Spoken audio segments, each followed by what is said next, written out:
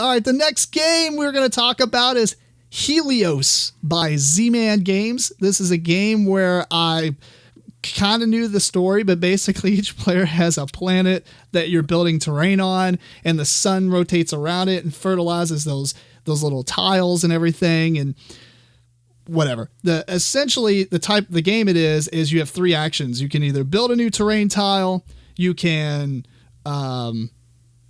I forgot the 3 actions. You can build a new terrain tile, you can move your sun around, and then you can build a building or build a temple on top of your place. So you've got 2 boards. One board has all these different buildings. Once you build one of those, you put a little token on it showing that you built it. And there's a very confusing thing on whether or not if it's lightning. There's a lightning bolt that says it's an ability and it happens once, but 90% of them happen once and they don't have lightning bolts. We actually had a 10 to 15 minute discussion and looked up in the rule book because it bothered us this much, but whatever. I think we figured it out. Yeah, I think so. Did we just move on? Yeah. It's not worth it. Stop it. I think we were arguing the same thing, just saying it different ways or something. I think the buildings had like an ability or had a quick action, and they were calling them 2 separate things. I don't know. It's stupid. It doesn't really matter. Right. There's only a couple of them that actually are passive anyway. The rest of them all happen one time. Mm-hmm. Anyway, they do different things. They allow you to get those terrain tiles that you buy with that other action. They go on your planet or whatever. It's like a hex grid in the shape of a planet. Right. And the sun moves all the way around that.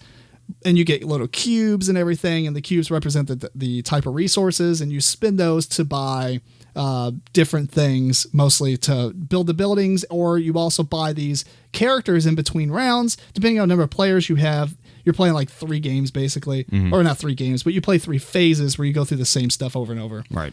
And I'm going to start off by talking about a couple of things I really liked about it. One, normally I don't, I was going to say I don't like extra turns, but it wasn't really an extra turn. When you took one of the 3 actions, it was a colored disc or a colored token. And then as you took those, you put them on your player board. And if you got 4 of a kind, basically, you got a free action. Right. And I thought that was really cool. Normally, the whole take another turn thing, I'm like, seriously? I don't know. Did you like that? Yeah, because I think technically it was another turn, but maybe because the actions doesn't really do a whole lot, so it doesn't feel like a whole nother turn. That's very true. I guess it is another turn. Yeah. Because on your turn, you do 1 action. Yes. One of the 3 actions that you get to do again for free. Right. So yeah, I guess it is another turn. Yeah. I don't know. In this game, it kind of worked out though. I'm fine with it. Right. No, it does. I see what you're saying, but it technically is another turn, but it just doesn't feel like it. Yeah. It's just another action, but like you said, your turn's 1 action. Yeah. Very fast and very quick. Right. Yes. I think the game, 30 minutes, man. Like you can bust that out 4 players, 30 minutes. Maybe after the first time you play it or something, but yeah, it's really quick. And I was pleasantly surprised by this game. Yes. Was that your first time playing it? No, I played it twice before that. Okay. That was my first, but yeah. The other thing I really liked about it is that there's multiple strategies. Yes. Which that should be kind of a given in board games anymore, but still there are a couple of tiles that you can buy that are terrain. You're buying pretty much like earth, or green and ore and things like that. Kind of think Settlers of Catan kind of, right. But more like Greek gods or something. I don't know.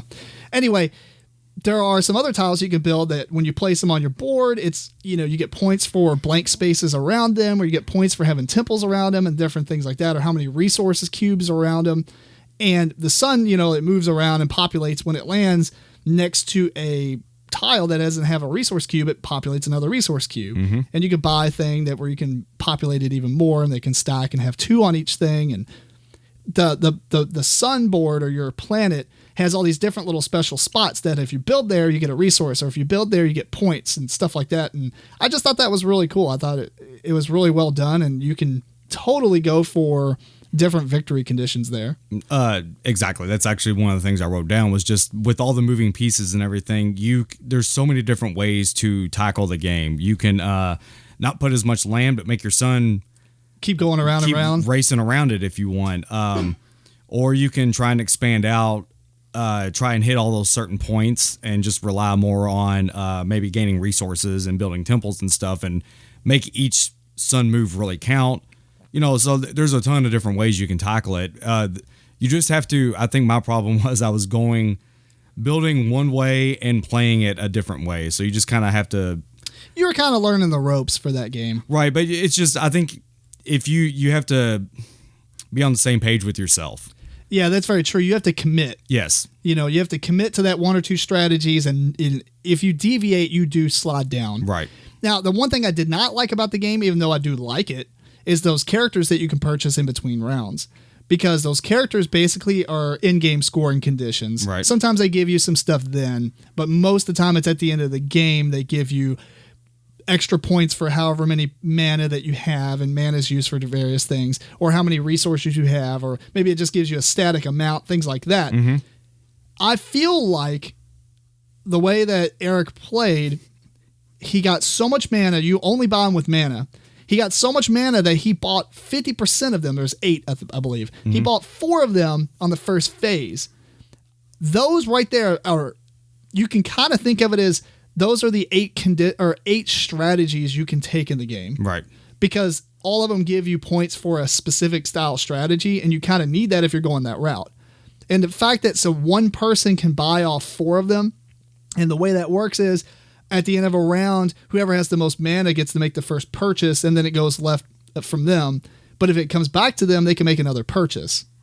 Now, I didn't read the rules on this game. I was taught this game, so I'm assuming that everything we're saying is accurate, but I just want to throw that caveat out there, because normally if I read the rules, I'm pretty thorough. Right. About the only thing I run into is in-game scoring for like money or something silly that's left over that's just extra points. It's like, oh, by the way. Yeah, that's kind of a running joke. Anyway, but I just didn't like the fact that he had the ability to buy 50% of the strategies for in-game scoring in one phase of the 4. It was hurtful.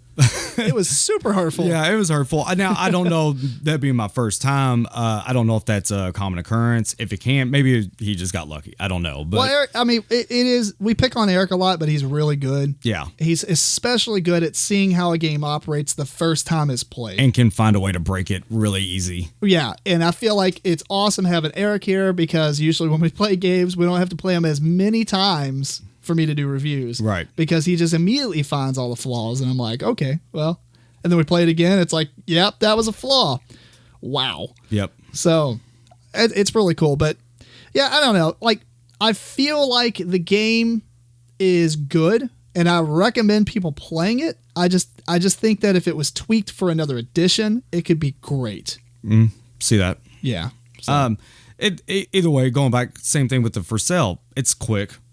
So it is quick. You can have a bad experience and be like, let's try it again. Right. And it's not that big of a deal. And even if your second time through is awful, well, it's fast. The second time we played it, I felt like that was a thing, because I was doing so good, and the in condition, I didn't really think about it, because the first game we were all learning it. The second game, he already kind of bought up a bunch of those things, and then at the end of the game, he scored like double the points I had. And I thought I was doing good. Right. And the third game, I think I did better. And I would have did even better had I got the ones that I needed for the strategy I was going for. And I think that's the thing. It's like, it kind of drives the game into one play, or one way to play it. Right. The first round, you basically have to claim the guys that you need to get. So everything you're doing is to go get them. And then past that, you need to just work on that strategy. Right. And I guess that's cool, and it's not that big of a deal.